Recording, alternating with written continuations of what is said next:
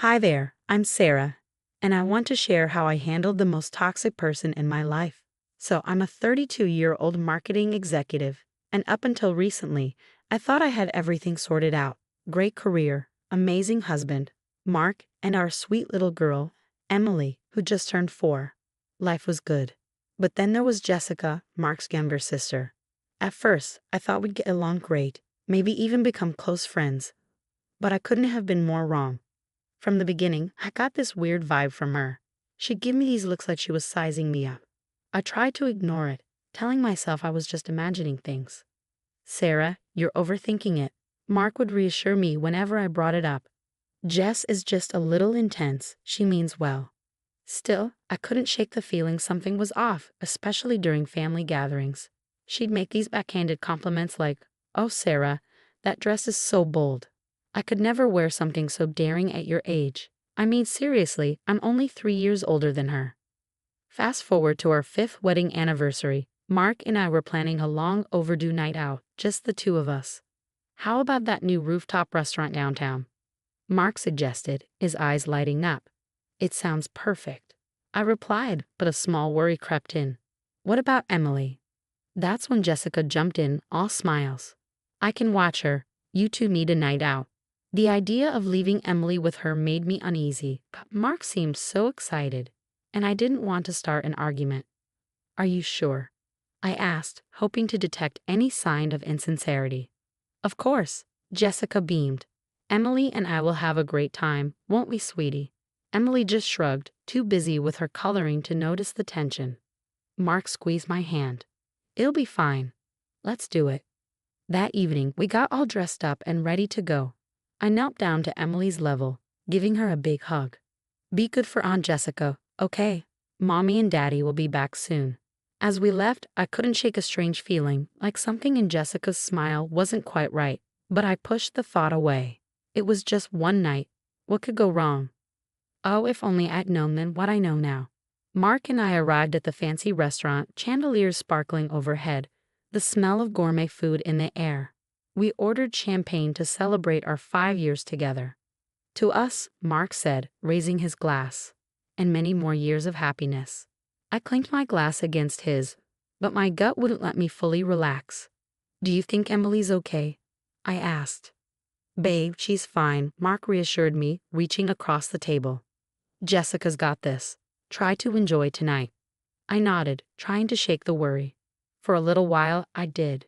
We chatted, reminisced about our wedding, and even started planning a family vacation. The tension started to melt away.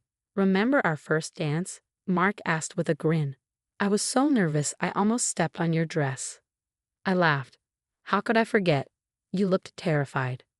Just as our main course arrived, my phone buzzed. It was an unknown number. Weird, I muttered, declining the call. Probably just a telemarketer. But then it rang again. And again. By the third call, my heart was racing. Hello, I answered, my voice shaky. Is this Sarah Thompson? A deep voice asked. Yes. Who's this? Ma'am, this is Firefighter Johnson from Station 12. We have your daughter here. My blood ran cold. What? That's impossible. She's with her aunt. I'm afraid not, ma'am. She was found outside our station about 20 minutes ago. I bolted upright, nearly knocking over my glass. We're coming right now. Mark stared at me, confused. What's happening? Emily's at the fire station, alone. We need to go. Now. We rushed out, not even stopping to pay the bill. During the drive, my mind was spinning. How could this happen? Where was Jessica? When we pulled up to the station, I barely waited for the car to stop before jumping out. Inside, I saw Emily sitting on a bench, tears streaking down her face. Mommy, she cried, running into my arms. I held her tight, my own tears falling. It's okay, baby, Mommy's here. You're safe. A firefighter approached, his expression grim. We've called the police. They'll want to speak with you. Mark came in, looking shocked. Where's Jessica? What the hell happened? I shook my head, my fear turning to anger. I don't know. But when I found out what Jessica had done, I swore she'd regret ever offering to babysit. As we waited for the police, all the signs I'd ignored over the years flooded my mind. The snide remarks, the jealous glares. How could I have been so blind? One thing was certain. Jessica was going to pay for this. No one messes with my family and walks away unscathed. The next few days were a blur. Police interviews, sleepless nights, and Emily clinging to me, as if she'd never let go. I couldn't blame her. The cops were doing their investigation. But I needed answers now. I'm hiring a private investigator, I announced to Mark over breakfast. He sighed, rubbing his temples. Is that really necessary? The police are already. The police aren't moving fast enough. I cut him off, my voice sharp. This is your sister, Mark. Don't you want to know why she did this? Mark's face fell, his defenses crumbling. Of course I do. I can't believe Jess would do something like this. I softened, reaching for his hand. I know it's hard to accept, but we have to face the facts. Jessica's not who we thought she was. While Mark was at work, I met with the PI, a no-nonsense woman named Diane. I need everything you can dig up on Jessica, I told her. Leave no stone unturned. Diane nodded, jotting notes. Any particular areas of interest? I thought for a moment. Her finances, her social media, and any history of unstable behavior. As Diane got to work, I decided to do some digging myself. I logged into Facebook and scrolled through Jessica's profile. At first, it was the usual stuff, selfies, memes, the occasional passive-aggressive quote. But soon, I noticed a pattern. Every time I posted something about a family milestone or success, Jessica would post something bitter within hours. When I announced my promotion, she ranted about nepotism. When we shared photos from our family vacation, she posted articles about the toxicity of nuclear families. Holy crap, I muttered, screenshotting everything.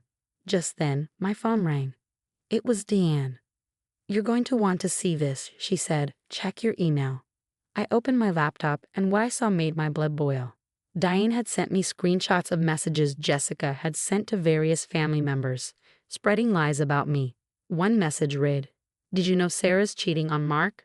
I saw her with another man last week. Should we tell him?" No wonder some of Mark's cousins had been so cold to me lately. I called Mark immediately. You need to come home. Now. When he arrived, I laid everything out. The Facebook posts, the messages, all of it. I can't, Mark stuttered, his face pale. Why would she do this? Because she's jealous, I said softly. She's always been jealous. Just then, Emily wandered into the room, clutching her favorite stuffed animal. Mommy, can I tell you something? I knelt down to her level, brushing the hair out of her face. Of course, sweetie. What is it? Emily's lower lip trembled. Aunt Jessica said mean things when you were gone. She said you didn't really love me. That's why you left me. With her words, Mark's head snapped up, his eyes blazing with anger. She said what? He growled. I hugged Emily tighter, my heart breaking. It's not true, baby. Mommy and Daddy love you more than anything in the world. Emily snuggled into my arms, and I met Mark's gaze. The pain and betrayal in his eyes mirrored my own. We need to talk to my parents, he said grimly. They need to know what Jessica's done. I nodded, already formulating a plan. Jessica thought she could mess with my family, but she had no idea who she was dealing with. The truth was coming out, and there would be nowhere left for her to hide. The next morning, the call we'd been waiting for finally came. The police had found Jessica hiding out at a friend's place. They brought her in for questioning, and that's when it all unraveled. We're pressing charges, I told Mark as we drove to the station. He nodded, his jaw clenched. Good. She needs to face consequences for once in her life. At the station, we watched through a two-way mirror as Jessica broke down during the interrogation. I just wanted her to know what it feels like to lose everything, she sobbed. Sarah has it all. The perfect job, the perfect husband, the perfect kid. It's not fair. A wave of anger and pity washed over me. She's been planning this for months, the detective said. It wasn't just a spur-of-the-moment thing. Mark's parents arrived at the station, looking devastated. His mom's voice trembled as she asked, Is it true? Did Jessica really? I nodded grim. I'm sorry, but yes. We have proof. We showed them everything, the social media posts, the lies she spread, and even Emily's statement about the cruel things Jessica had said. Oh God, Mark's mother whispered. Where did we go wrong with her? It's not your fault, I said, surprising myself with how much I meant it. Jessica made her own choices. The next few months were a whirlwind of legal proceedings and therapy sessions. Emily had nightmares for weeks, but slowly, with the help of a child psychologist, she began to heal. Finally, the day of Jessica's sentencing arrived. The judge looked at her sternly. "Miss Thompson, your actions were not only illegal but deeply disturbing. You endangered a child out of petty jealousy. I'm sentencing you to 3 years of probation and mandatory psychiatric treatment." Months passed, and we focused on healing and rebuilding our sense of safety. Emily turned 5, and we threw her a big party. As I watched her blow out her birthday candles, surrounded by friends and family who truly cared for her, I felt a weight lift from my shoulders. "Make a wish, sweetie," I called out. Emily grinned, her missing front tooth making her look even more adorable. "I wish for no more bad people in our family," she said. Everyone laughed, but I felt tears prick my eyes. My brave little girl. Later that night, as Mark and I cleaned up after the party, he pulled me close. "You know," he said softly, "I'm proud of us. We got through this, and we're stronger now." I leaned into his embrace, feeling the warmth of his love. "Yeah, we are. And now we know who our real family is." We had a new chapter to write, and Jessica wasn't going to be part of our story anymore. Sometimes, the best revenge is simply living well, and that's exactly what we plan to do. The story of my family's betrayal and recovery has come to an end. But now, I have a question for you. If you were in my shoes, would you ever consider forgiving Jessica? Or do you believe some actions are truly unforgivable? Think about it. She endangered my child and tried to destroy my family out of pure jealousy. But she's clearly struggling with her own issues. So where do you draw the line between compassion and self-preservation? Share your thoughts in the comments below. I'm really curious to hear your perspective. And if you enjoyed this wild ride, don't forget to hit that like button and subscribe to the channel for more real-life drama and family stories. Your support means the world to me and helps me keep sharing these intense experiences with all of you. Thanks for watching, and I'll see you in the next video.